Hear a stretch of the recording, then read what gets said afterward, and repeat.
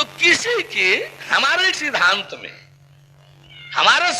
में जो भगवत कृपा से हमको प्राप्त है, उसमें मानना कहीं कुछ नहीं है, जानना है, हर स्तर पर जानना है, देखना है और उसका जांच परख करना है, सत्य होने पर ही स्वीकार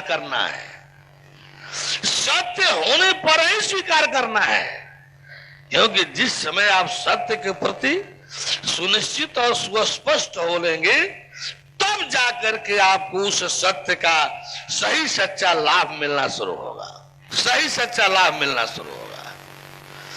हम हर किसी बंधु से कह रहे हैं कि सत्य को जानिए, देखिए। बार बार रट रहा हूं, सैकड़ों बार हमने दोहराया होगा इस बात को इस 3 दिन में, और दोहराता भी रहूंगा 9 तारीख तक। इसमें पुनरावृत्ति दोष नहीं होगा। पुनरावृत्ति दोष कहां लागू होता है? इसको पुनरावृत्ति दोष नहीं कहा जाएगा, इसको पुनराभ्यास कहा जाएगा। ये पुनरावृत्ति दोष में नहीं होगा, बल्कि पुनराभ्यास होगा, जिससे आप इतना बिछुड़ चुके हैं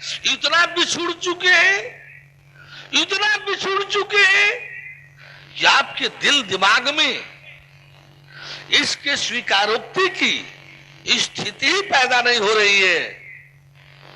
ये सत्य भी हो सकता है। आप सब एक तरफ ये तो सोचते हैं कि जन्म जन्म मुन जतन कराई, अंत राम का यावत नहीं। जब तब करते करते मुनि जी लोग जो है जंगल में तपस्या करते करते शरीर को सिझाते कितना जन्म बीत जाता है, राम कहने के लिए अंत में याद नहीं आता है। मात्र ही 7-8 दिन के सत्संग से जीव भी जानने देखने को मिल जाएगा, आत्मा ईश्वर ब्रह्म भी जानने देखने को मिल जाएगा, परमात्मा परमेश्वर परम ब्रह्म खुदागाड भगवान भी जानने देखने को मिल जाएगा। ये कैसे विश्वास हो? थोड़ी देर के लिए जैसे देश काल की परिस्थिति है, आपकी बात में हम सहमत हैं। यह 1 सप्ताह 8 दिन का समय परमेश्वर पाने के लिए कोई बहुत बड़ा समय नहीं है, लेकिन सत्संग की महत्ता आप सबको मालूम नहीं है। आप सब तप को बहुत महत्व देते हैं, सत्संग की महत्ता आप सबको मालूम नहीं है। कथा नहीं है, ये प्रवचन नहीं है। भागवत कथा कहने आ रहे हैं, सब लिख रहे हैं भक्ति ज्ञान यज्ञ। न उसमें भक्ति है, न उसमें ज्ञान है। वो तो एक कथा है, कथा कह रहे हैं, दक्षिणा आ रहा है, लेकर जा रहे हैं। कैसी भक्ति, कैसा ज्ञान, ये कथा है। वो प्रवचन उसको कहते हैं जो किसी दूसरे के बोले हुए वचन को हम बोले। प्रोपसर्ग है, वचन शब्द है। प्रोपसर्ग है, वचन शब्द है। यानी दूसरे किसी का बोला हुआ, दूसरे किसी का कहा हुआ। हम रामायण के प्रकरण को लेकर के खूब झूमझाम कर वचन प्रवचन कर रहे हैं। ये सत्संग नहीं है। रामायण पर प्रवचन देना, व्याख्यान देना सत्संग नहीं है, प्रवचन है। गीता पर व्याख्यान देना सत्संग नहीं है, प्रवचन है। किसी भी ग्रंथ पर प्रवचन देना वो प्रवचन है, सत्संग नहीं है। सत्संग उसका नाम है जो सीधे परमेश्वर की तरफ से आता है, जो परम सत्य की तरफ से आता है। यदि ग्रंथों का उदाहरण पेश किया जाता है तो इसलिए नहीं कि उस ग्रंथ के ज्ञान से हम बोल रहे हैं, इसलिए कि ग्रंथ भी इसको प्रमाणित कर रहा है, ग्रंथ भी इसको स्वीकार कर रहा है, इसलिए ग्रंथों के प्रमाण को प्रस्तुत किया जाता है। सत्संग ग्रंथ का नहीं होता है, सत्संग परम ब्रह्म परमेश्वर का होता है, सत्संग परम ब्रह्म परमेश्वर का होता है। और सत्संग की क्षमता शक्ति सत्संग का बड़े विचित्र है। तात स्वर्ग अपवर्ग सुख, तात स्वर्ग अपवर्ग सुख धैर्य तुला एक अंग, तात स्वर्ग अपवर्ग सुख धैर्य तुला एक अंग। आ तुले न ताहि सकल मिली, जो सुख लव सतसंग, जो सुख लव सतसंग। क्या कह रहे हैं तुलसी बाबा? लिख रहे हैं कि आप लोग तो नर्क स्वर्ग, स्वर्ग नर्क जानते होंगे, समझते होंगे। अपवर्ग भी एक होता है। ये नर्क स्वर्ग, स्वर्ग नर्क तो वर्ग हो गया, दो हो गया, वर्ग हो गया। इन दोनों से ऊपर भी एक स्थान है जो परम धाम अमर लोक है। जहन्नुम और जन्नत से भी ऊपर एक लोक है, जहन्नुम और जन्नत से भी ऊपर एक लोक है जो विहिष्ट है।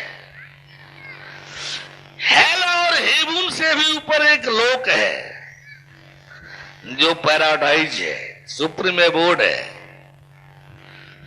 तो स्वर्ग यानी तात स्वर्ग, सुख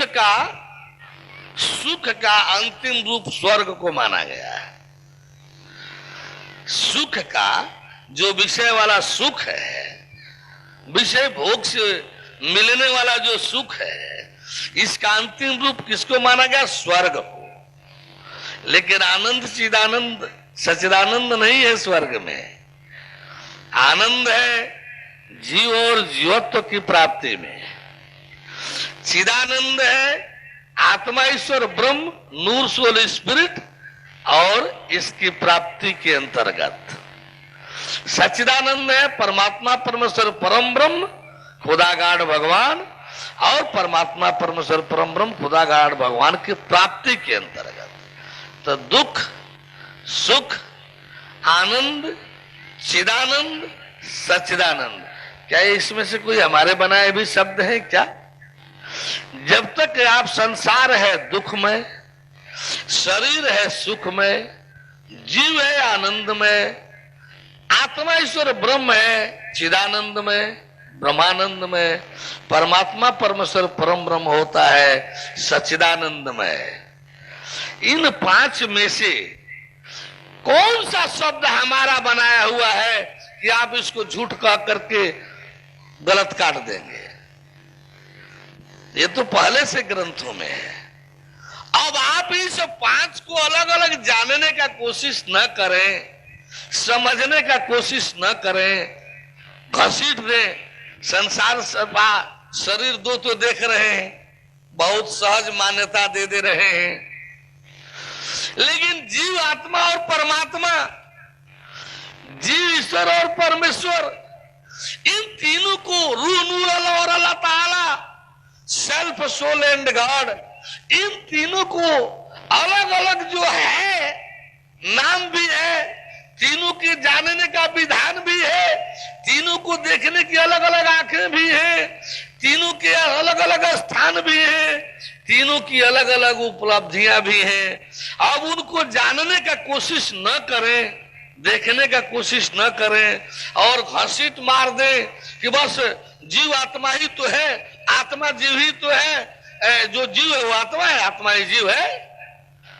घसीट ले गए जीव को आत्मा में, और बस आत्मा ही परमात्मा है, परमात्मा आत्मा ही तो है, ईश्वर ही परमेश्वर है, परमेश्वर ईश्वर ही तो है। अब घसीट लाया परमात्मा परमेश्वर को भी आत्मा ही में।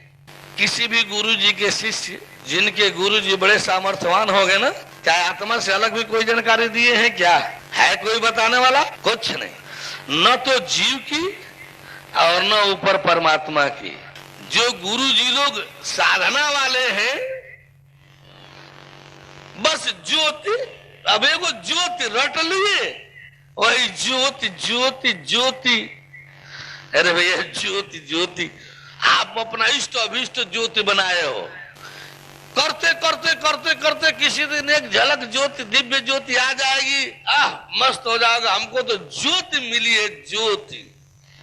अरे हाँ, ज्योति से खेल खिलाया जाएगा बच्चों की तरह से।